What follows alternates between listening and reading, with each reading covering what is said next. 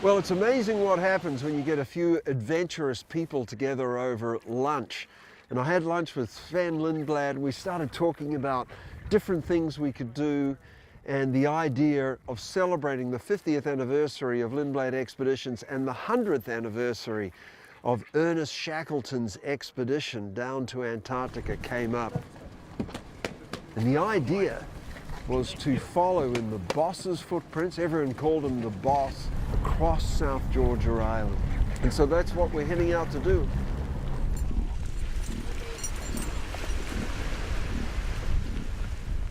Shackleton was an eternal optimist, and he didn't let anything like his ship failing and breaking up and falling into the ocean set him back. He just carried on. I think that's very admirable. Okay, did everyone get a transceiver out and turn it on? I can't imagine how this man made it across this island, especially with no navigation, tools. We have GPS today. We're all prepared beforehand. I mean, Shackleton, these guys, they were pioneers. Yep, good, thank you. Okay, who have we not tested? I think the weather is going to play a big role in whether we succeed or not, because the terrain is not too bad, from what I understand. Just a matter of, trying to dodge the crevices, which there are many of. There are members of the team here who haven't done a whole lot of mountaineering. They've been training really hard for this. They've been learning skills, and so for some of them it'll be very, very new. This is daunting. Crevasse travel is always dangerous. That being said, I am with some of the greatest climbers on Earth. So any fears that I do have, they will go away by the time I get on that ice, because I've got the best team with me that I could possibly have. It's not too late to have too much sunscreen on your face. So we've got a few alternatives, and that's always got to be the way it is in the mountain environment. You just can't stick to one itinerary because the weather and conditions don't always match with what our objectives are. So it's very important that we actually have a few options that we can then change around to suit what the conditions allow.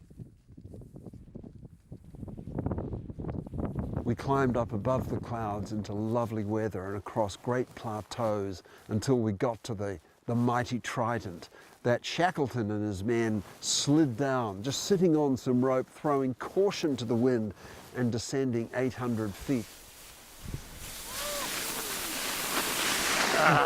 We made it. The clouds parted, the wind died off, the sun came out, and across the Murray snowfield and past the Trident and down onto the Crean Glacier. I think it's the best weather I've ever had.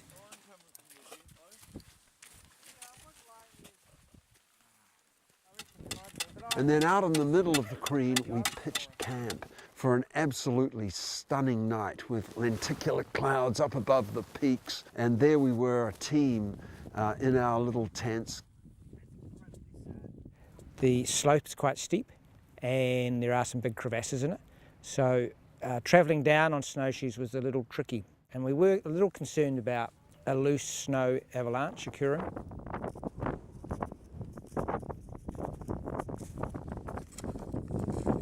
So we've got to climb up this hill behind us, over past a little lake up the top there, and then we drop down into Stromness on the other side. It's probably a couple of hours walk. We're just taking our time, enjoying the views, and just experiencing the last of what Shackleton and co did on their way to salvation.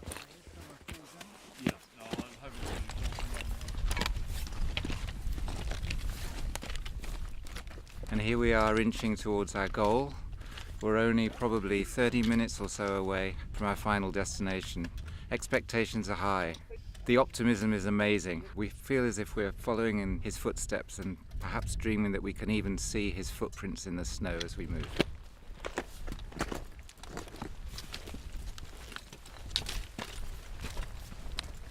By this time, Shackleton probably would have heard the bell and would know that he was going to be saved. But up until a few kilometers back, he had no idea whether he was going in the right direction or whether he would make it. The stress he was under must have been enormous.